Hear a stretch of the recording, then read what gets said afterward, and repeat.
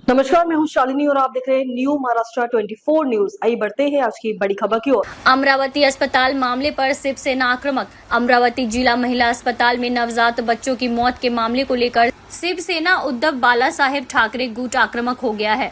दरियापुर के विधायक गजानन लवटे के नेतृत्व में शिव सैनिकों ने अस्पताल के कथित लचर प्रशासन का विरोध करते हुए जोरदार प्रदर्शन किया। इस दौरान मुख्यमंत्री देवेंद्र फडणवीस और पालक मंत्री चंद्रशेखर बावनकुले के खिलाफ जमकर नारेबाजी की गई। स्वास्थ्य आयुक्त संजय काटकर को बार बार फोन किए जाने के बावजूद उनके घटनास्थल पर मौजूद नहीं रहने को लेकर भी शिव सैनिकों ने नाराजगी जताई है। विधायक गजानन लवटे ने अस्पताल में हुई इस दर्दनाक घटना के लिए जिम्मेदार लोगों पर सख्त कार्रवाई की मांग की है।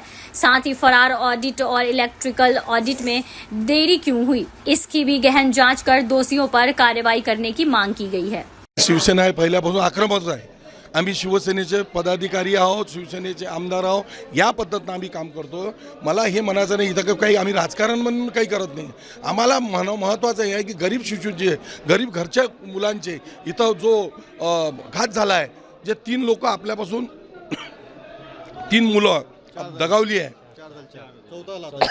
हे बघा आता चौथा नाही, मला माहिती नाही, अतोरच माहिती मला 3 मुलांची आहे। मला आता चौथा मुलगा आमचा जे पदाधिकारी म्हणतात मुरके हॉस्पिटलमध्ये होता तो वारला म्हणते, कारण 6 पोरांचं तिथं त्यांचं ॲडमिट होते ते।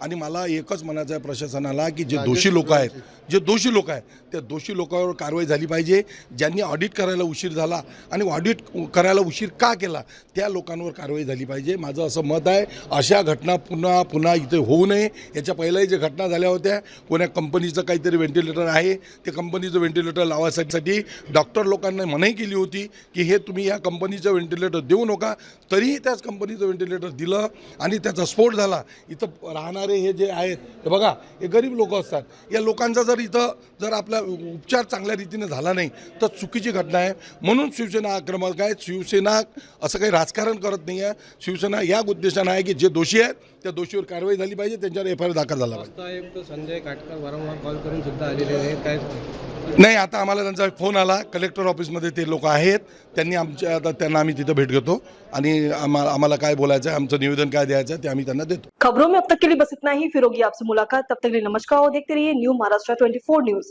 ऐसे ही लेटेस्ट अपडेट पाने के लिए हमारे चैनल को सब्सक्राइब करें और तुरंत नोटिफिकेशन पाने के लिए बेल आइकन दबाना न भूलें।